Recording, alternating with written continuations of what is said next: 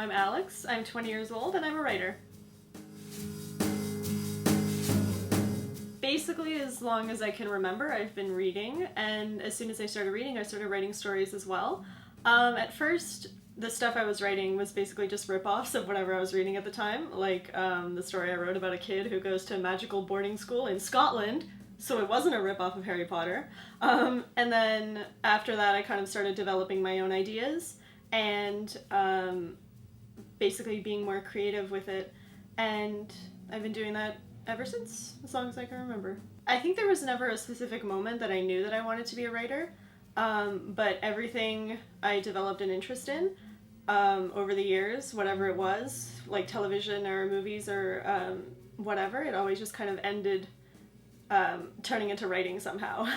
So whether, like, when I was younger I wanted to write books, and then when I grew older I wanted to write movies or television or be a critic for a little while, it was always about writing. I love that it gives me an outlet for everything that's going on in my brain, and all the ideas that I have swirling around. It feels really good to be able to get them out onto a page, and then also the feeling when you finally find a way to express what you've been trying to express for like a really long time. It's just nothing like it. One of the projects I'm most proud of is a television pilot script that I recently finished. It took place in the 1950s, and it was about an actor who entered into a marriage with a woman in order to cover up the fact that he was gay.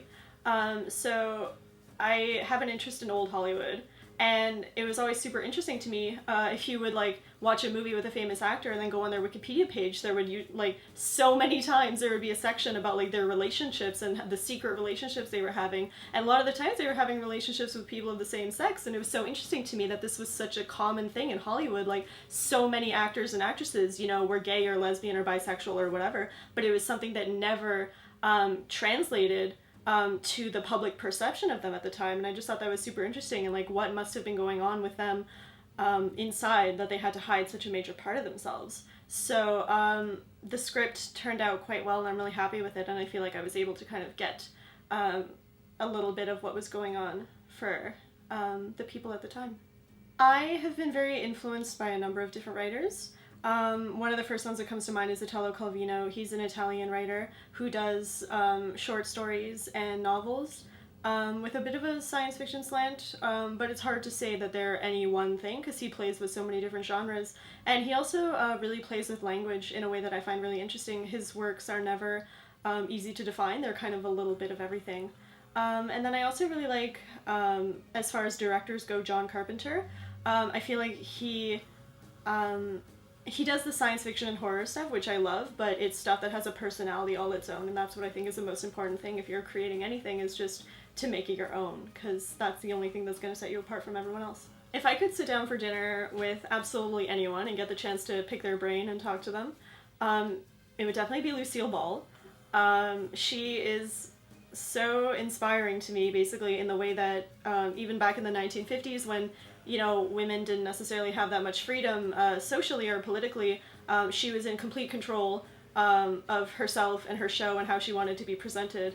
And she was so influential, not just as a writer or an actor or a comedian, but also as a producer. I mean, she was one of the reasons that Star Trek got on the air, and that was something that had such a huge cultural impact, just like partially because of her. So I would love to sit down with her. As for people who are alive, I'd also really love to talk to Shonda Rhimes, particularly about diversity and how she's been able to make that happen for herself and for all of her shows. In 5 years, I'd like to be working somewhere that allows me a little bit of creative freedom. Ideally, in the writer's room of a television show would be fantastic. And then 10, 15 years from now, I mean, who knows, really? I just want to be somewhere where I can write and I can express myself, and, you know, hopefully just tell stories and have people hear them.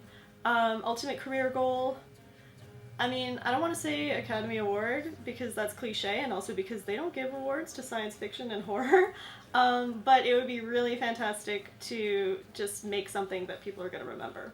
That's the goal. What advice would I give to my younger self? I would tell her to calm down, because I mean, it took a long time for me to figure myself out, probably. And I would let her know that it's okay to like things that other people don't like, and it's okay to dislike things that other people like.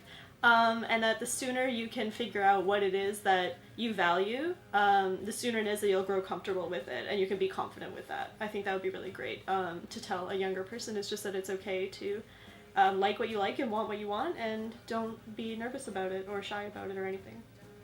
Being a woman and being a writer, I feel like all the stories I was reading when I was growing up, essentially, were boys' stories. And so many of the stories I initially connected to were about men. And even though I maybe wasn't aware of it at the time, like it just felt normal to me, it probably did seep into my worldview over time, where I kind of started to think that like only boys can be the heroes of certain stories.